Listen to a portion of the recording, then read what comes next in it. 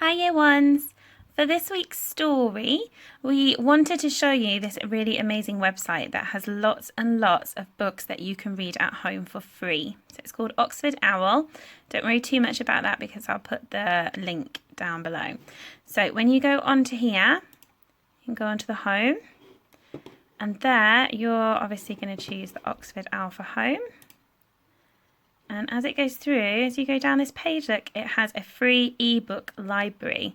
Now, we have quite a lot of these ebooks in school, so you might even recognise some of them, but then there's lots of other titles as well, so there's lots of variety for you to choose from. So go onto the ebook library, and you can read at home using the ebook library. Okay, so you can just jump straight in with your age, or you can browse all of them. So I'm going to go on browse our ebook library. Okay, and then there's lots of ways that you can filter it. So for today, I chose a book that was slightly harder for our year ones so that I wasn't stealing your home reading. Okay, and the book that I'm going to read from today is from Mini Beast Poems because I thought it fit in really nicely with our spring theme. So when you select a book that you want to read, it will ask you to log in. Now this is the bit where your mums and dads will need to come in and you will need to register to join. Okay, so it's just a simple registration form. It's completely free. Okay, so if you sign up to that, then you'll be able to see the book along with me. Okay, so I'll skip straight ahead then and I'll start reading. But mums and dads, if you could do that, that'd be amazing, and you'll be able to access all of these ebooks yourself. Okay.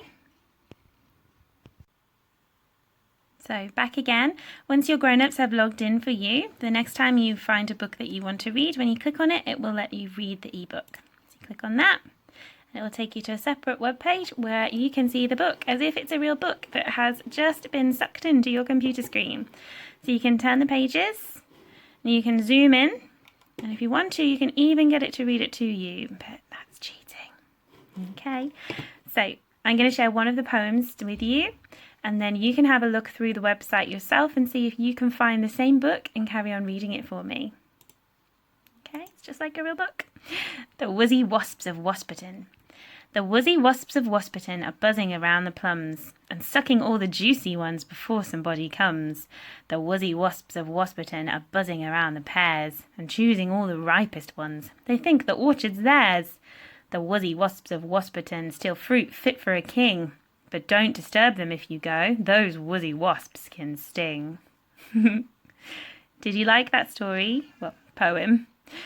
If you did, make sure that you log on to this website because it is absolutely fantastic and we'll be using it lots with all of our other stories. Okay, and that'll help you with your reading at home. Bye, year ones!